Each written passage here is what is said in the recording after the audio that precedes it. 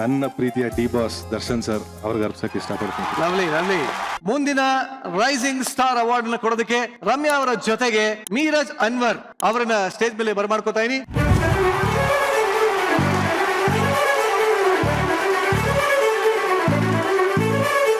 ನಮ್ಮ ಮುಂದಿನ ಪ್ರತಿಭೆ ಹೈಟು ವೆಯ್ಟು ಪರ್ಸನಾಲಿಟಿ ಎಲ್ಲವನ್ನ ಪಕ್ಕ ಕನ್ನಡ ಹೀರೋಗೆ ಸೆಟ್ ಮಾಡ್ಕೊಂಡಿರಂತ ವ್ಯಕ್ತಿ. ಇವರ ನಗುವಿಗೆ ಹುಡುಗಿರು ಫುಲ್ ಫಿದಾ, ಇವ್ರ ಕದರ್ಗೆ ಹುಡುಗರು ಫುಲ್ ಶಿಳ್ಳೆ.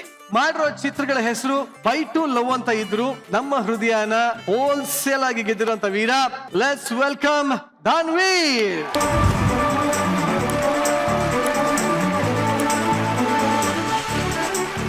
ತುಂಬಾ ಖುಷಿ ಆಗ್ತದೆ. ಫಸ್ಟ್ ಟೈಮ್ ಒಂದು ವೇದಿಕೆ ಒಂದು ಅವಾರ್ಡ್ ಇಸ್ಕೊಂತ ಇದೀನಿ, ಅದು ರಮ್ಯಾ ಮೇಡಮ್ ಕಿಂದ. ತುಂಬಾ ಖುಷಿ ಆಗ್ತದೆ.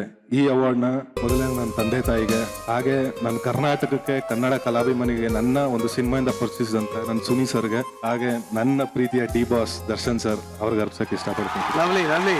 Thank you so much.